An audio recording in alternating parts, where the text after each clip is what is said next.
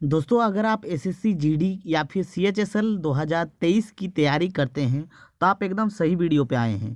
दोस्तों इस वीडियो में मैं बात करूंगा आज टॉप 30 जीके और जीएस के प्रश्न को लेकर। दोस्तों ये सारे जो प्रश्न हैं ये एग्ज़ाम में बार बार बहुत बार रिपीट हुआ है। एक्स्ट्रा फैक्ट भी मैं बताऊंगा, एक क्वेश्चन से आपका 4-5 प्रश्न कवर करवा दूंगा। और आपको मतलब ये जो सेट खत्म हो जाएगा उसके बाद आपको बताना है कि ये जो 30 क्वेश्चन में आपको कितना पता है, आपका कितना सही हुआ है। ठीक है, तो दोस्तों चलिए शुरू करते हैं बिना किसी टाइम वेस्ट किए हुए। तो दोस्तों आज का जो पहला क्वेश्चन है लक्षद्वीप द्वीप समूह देश में स्थित है। तो दोस्तों आप जैसे जानते हैं कि ये जो लक्षद्वीप द्वीप समूह है ये कहाँ पर स्थित है, तो लक्षद्वीप द्वीप समूह स्थित है अरब सागर में। दोस्तों यहाँ से एक प्रश्न पूछा जाता है हमेशा, जो बहुत बहुत इंपॉर्टेंट है। दोस्तों सवाल पूछा जाता है अरब सागर की रानी किसे कहा जाता है। क्या है अरब सागर की रानी, तो अरब सागर की रानी कहा जाता है कोच्चि को। याद रखिएगा, कोच्चि को कहा जाता है अरब सागर की रानी। वेरी वेरी इंपॉर्टेंट सवाल है दोस्तों, याद रखिएगा। और दोस्तों ये जो लक्षद्वीप है, ये लक्षद्वीप का जो एजुकेशन रेशियो है, जो साक्षरता दर है, ये भी बहुत बढ़िया है। अब उसका साक्षरता दर भी याद करके रखिएगा, बहुत ही ज़्यादा इंपॉर्टेंट है। दोस्तों next question very very important, और इस क्वेश्चन से मैं आपको कम से कम 10 से 12 सवाल कवर करवा दूंगा। दोस्तों क्या है, सत्य के प्रयोग my experiment with the truth किसकी आत्मकथा है। दोस्तों ये जो पुस्तक है ये महात्मा गांधी की आत्मकथा है। ठीक है, और दोस्तों महात्मा गांधी की बात करें तो इसका बहुत सारा सवाल अक्सर एग्जाम में पूछा जाता है।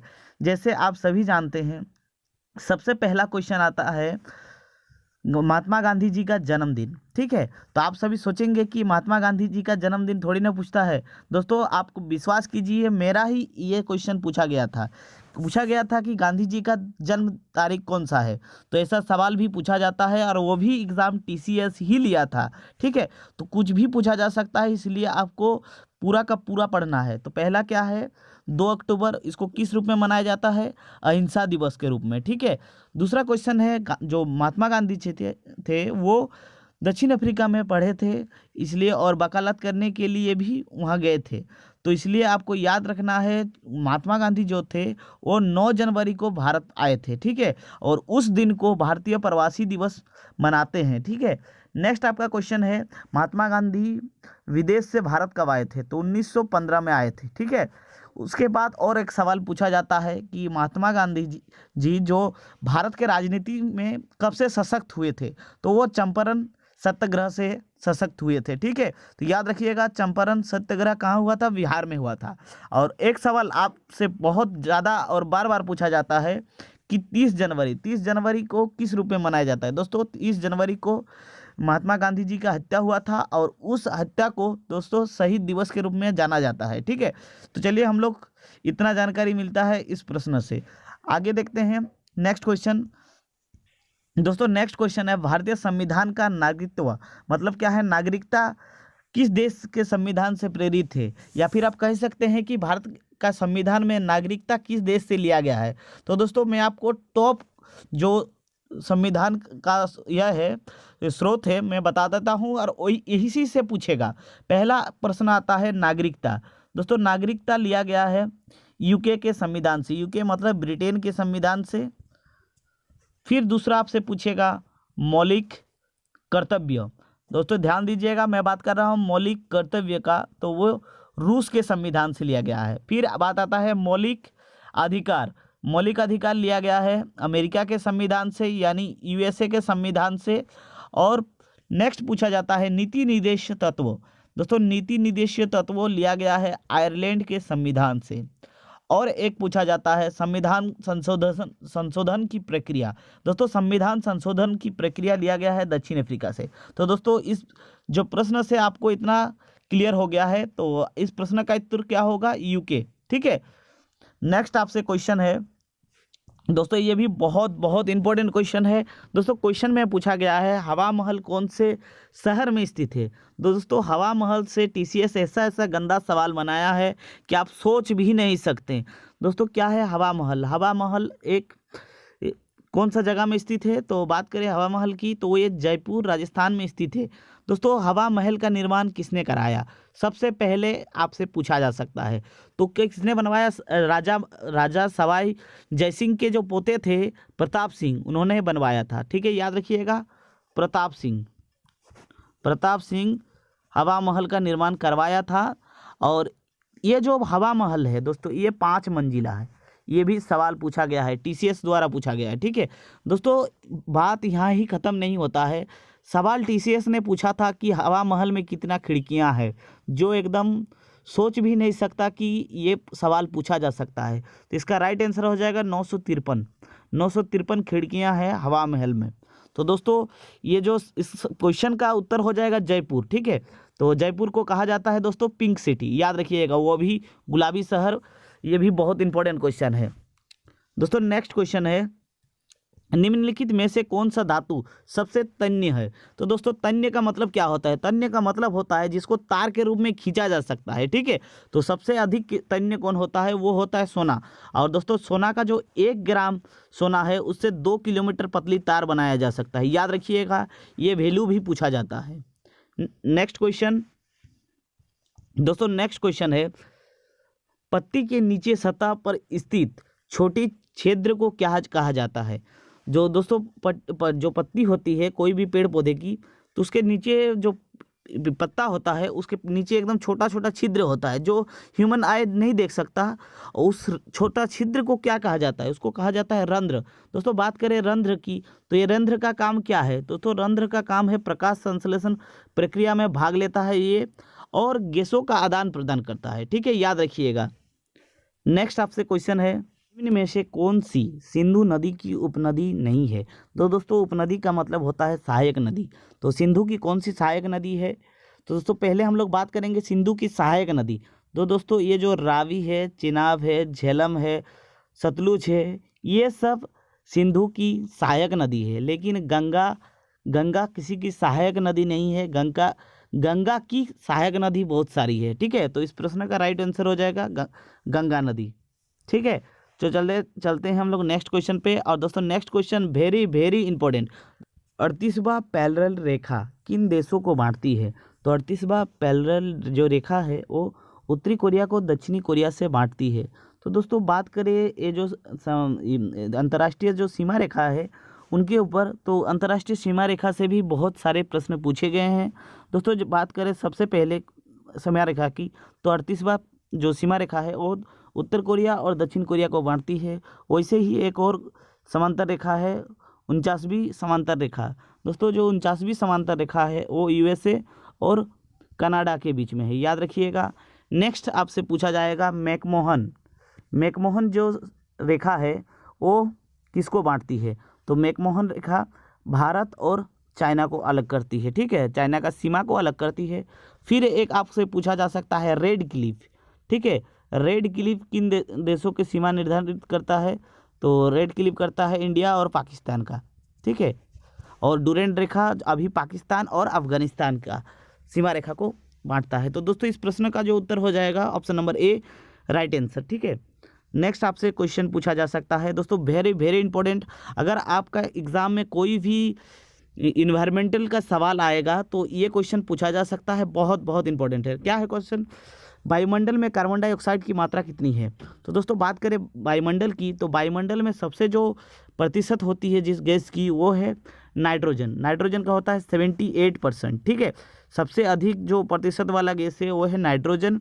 दूसरा है दोस्तों ऑक्सीजन। ऑक्सीजन है 21%। दोस्तों ये दोनों के दोनों इंपॉर्टेंट है, याद रखिएगा। और उसके साथ आपको याद रखना है आर्गन। आर्गन का होता है 0.93। और लास्ट आता है दोस्तों, लास्ट मतलब जो बड़ा डिजिट के हिसाब से वो आता है कार्बन डाइऑक्साइड। कार्बन डाइऑक्साइड का मात्रा होता है 0.03, यानी ऑप्शन नंबर डी इसका राइट आंसर। इन सभी गैसों के साथ साथ और भी सारे गैस मौजूद होते हैं, लेकिन वो वायुमंडल में उतनी मात्रा में नहीं होते हैं। ठीक है, लेकिन आपको स्पेशली ये चारों को याद रखना ही है। नाइट्रोजन 78%, ऑक्सीजन 21%, आर्गन 0.93% और कार्बन डाइऑक्साइड हो जाएगा आपका 0.03%। ठीक है, ऑप्शन नंबर डी इसका राइट आंसर हो जाएगा। दोस्तों नेक्स्ट क्वेश्चन है, अंडमान द्वीप समूह में कितने द्वीप मौजूद है? दोस्तों ये प्रश्न का जो ऑप्शन है ये गलत सेट हो गया है। दोस्तों इसका राइट आंसर हो जाएगा 572। ठीक है, 572 इसमें द्वीप स्थित है। और अभी वर्तमान में 36, 37 और 38 इतना में अभी इंसान निवास करते हैं। ठीक है, याद रखिएगा। नेक्स्ट आपका जो प्रश्न है ये क्वेश्चन वेरी वेरी इंपॉर्टेंट है। क्वेश्चन क्या है? संसद के 2 सत्रों के बीच अधिकतम अवधि कितनी हो सकती है? दोस्तों मैं आपको डिटेल्स में बताता हूँ। दोस्तों ये जो संसद के जो सत्र होते हैं, यानी क्या होता है, जो सत्र होते हैं वो 3 गो होता है।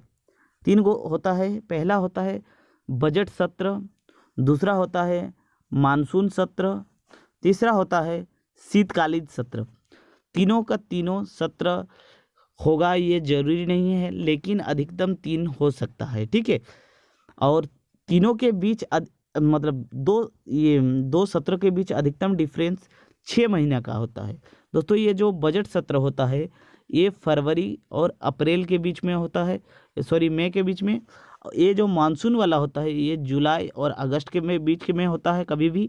और जो शीतकालीन होता है नवंबर से लेकर दिसंबर के बीच में होता है। तो आपको ये सब फैक्ट भी याद रखना है। बजट में 3 सत्र होता है, सॉरी दोस्तों संसद के जो सत्र होते हैं उसमें 3 सत्र होते हैं।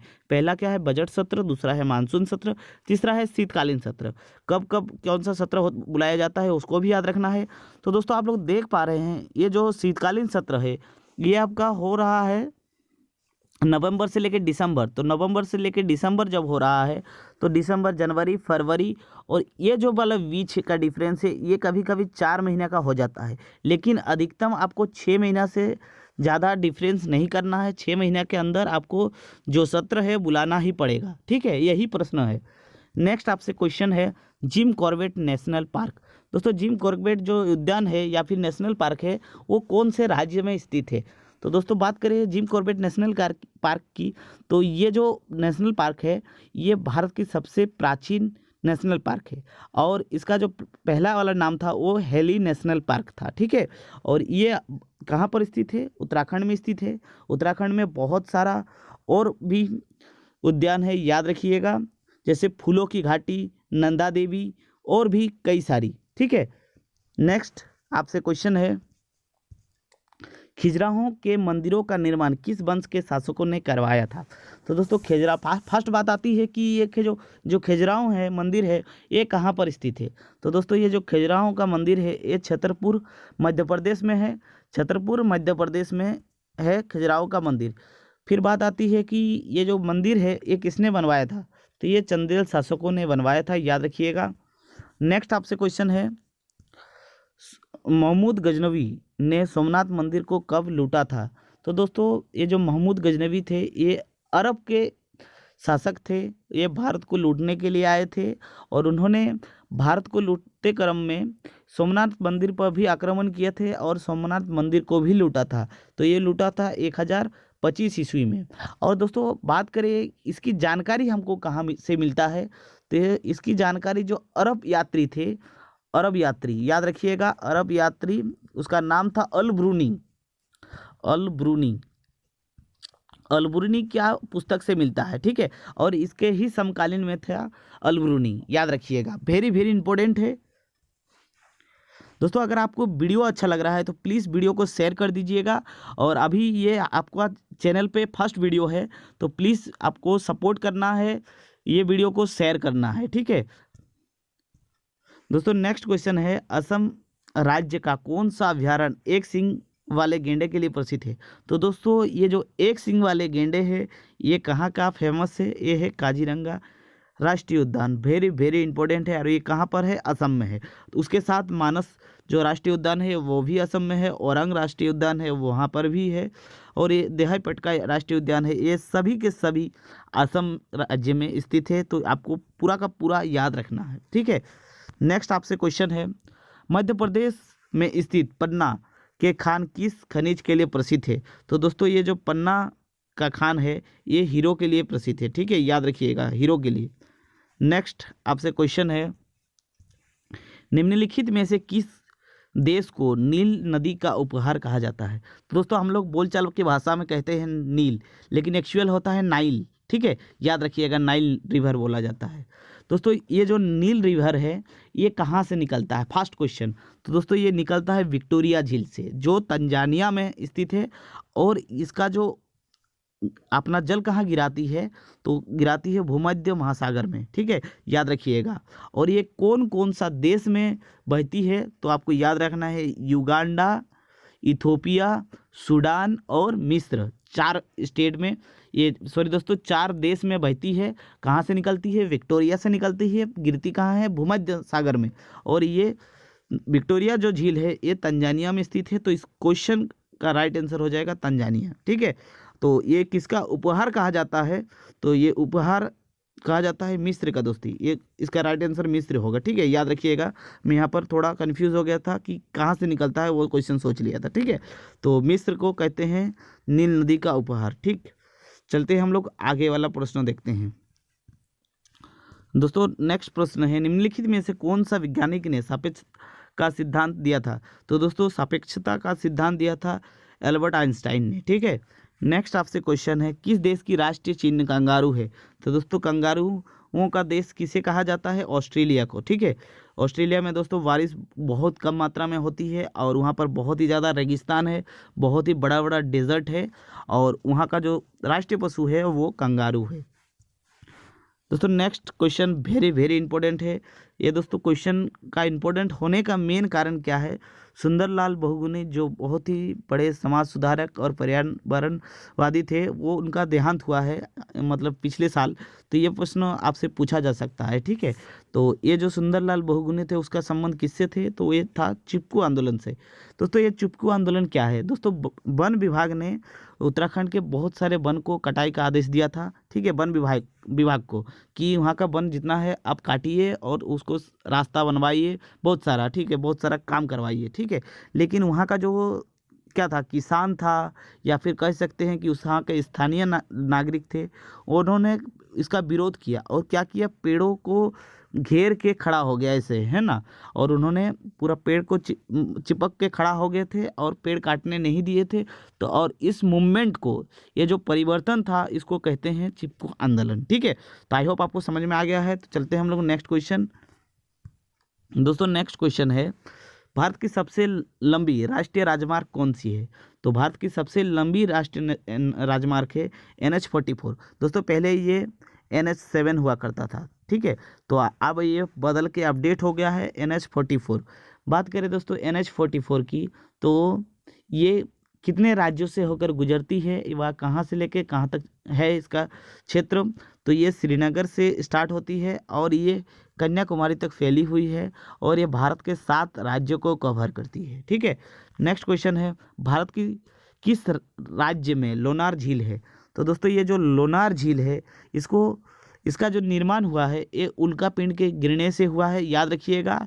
और इसका जो लोनार झील का जो पानी का रंग है वो थोड़ा गुलाबी टाइप का है ना, और गुलाबी टाइप का है। और ये कौन सा राज्य में स्थित है? तो महाराष्ट्र में स्थित है। ठीक है, याद रखिएगा, वेरी वेरी इंपॉर्टेंट क्वेश्चन है। दोस्तों नेक्स्ट क्वेश्चन है, राष्ट्रमंडल खेलों का आयोजन भारत में कब किस वर्ष किया गया था? तो दोस्तों बात करें राष्ट्रमंडल देश की, तो राष्ट्रमंडल देश किसे कहा जाता है? दोस्तों ब्रिटेन ने अपना साम्राज्य बहुत फैलाया था, और जिन जिन देशों को ये अपना अधिकार में लिया था, उन देशों का जो ग्रुप है उसको कहते हैं राष्ट्रमंडल। और ये जो राष्ट्रमंडल खेल का शुरुआत हुआ है वो 1930 में हुआ है, याद रखिएगा। और ये राष्ट्रमंडल खेल हमेशा 4 वर्षों में होता है।